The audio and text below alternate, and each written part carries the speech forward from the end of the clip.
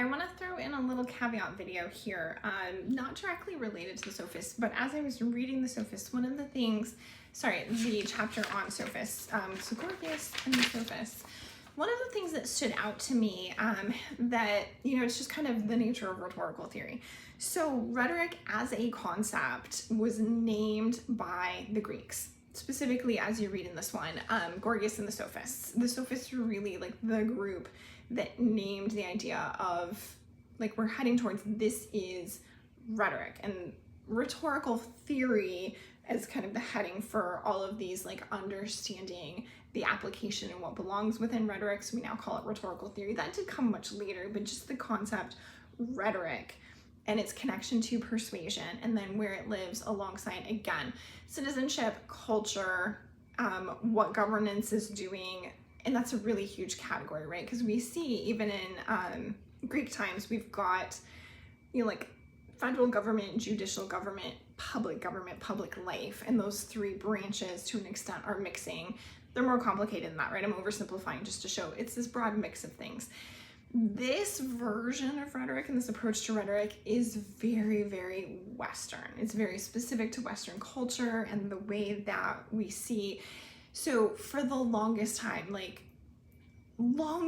because rhetoric has been a subject in schools since Greek times, and I would say I think it's until like the 1970s, the prevailing understanding of theorists of rhetoric, so rhetorical theorists, is that rhetoric did not exist in Eastern culture.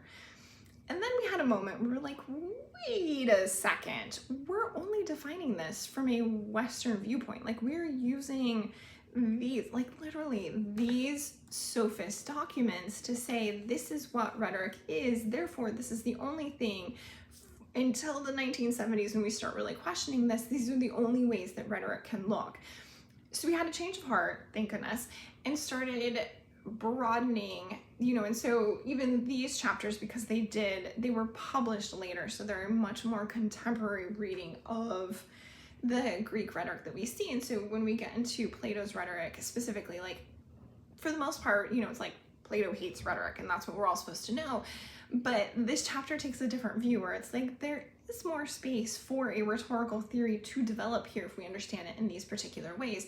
That viewpoint was applied to Eastern understanding. So what we started to see is that Eastern cultures, especially in China, they started writing and documenting and like spending time and energy creating the materials, like the material culture surrounding writing. So the paper, the longevity of paper, the ink, the cultural ways of being that surround writing.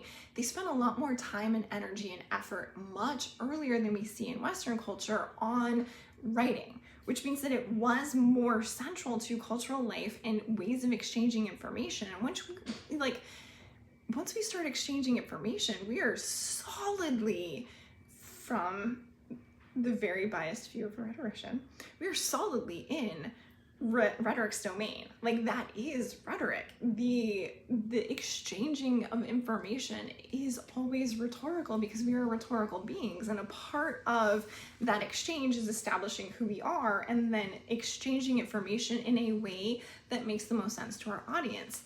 Again, we see this with the sophists. We see this with Plato, despite his hatred of rhetoric.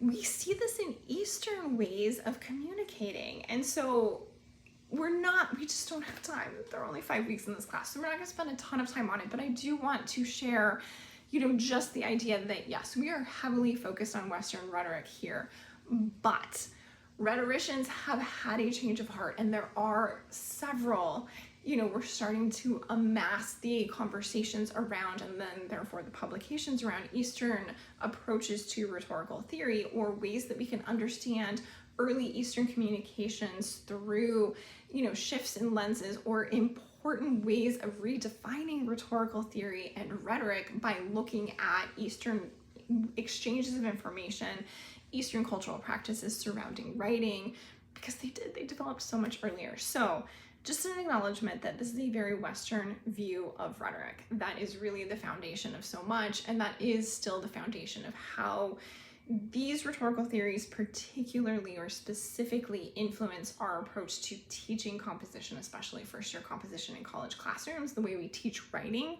And so we are focused on the Western, but research is increasing in Eastern, and it's only required small pivots. And really the big one is material culture and materialism. And that's like a whole brand new thing, which has feminist connections.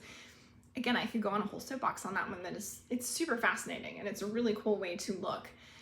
It just then hasn't come all the way full circle to actually influence composition yet. And so because this is such a short class, we don't have time to go into those theories, but I want to point out that they exist so that I don't just ignore them, because that would be reifying all of these super problematic approaches to begin with. And so instead, I'm going to acknowledge and say, I'm so sorry we don't have time, but it's really cool and it's still developing.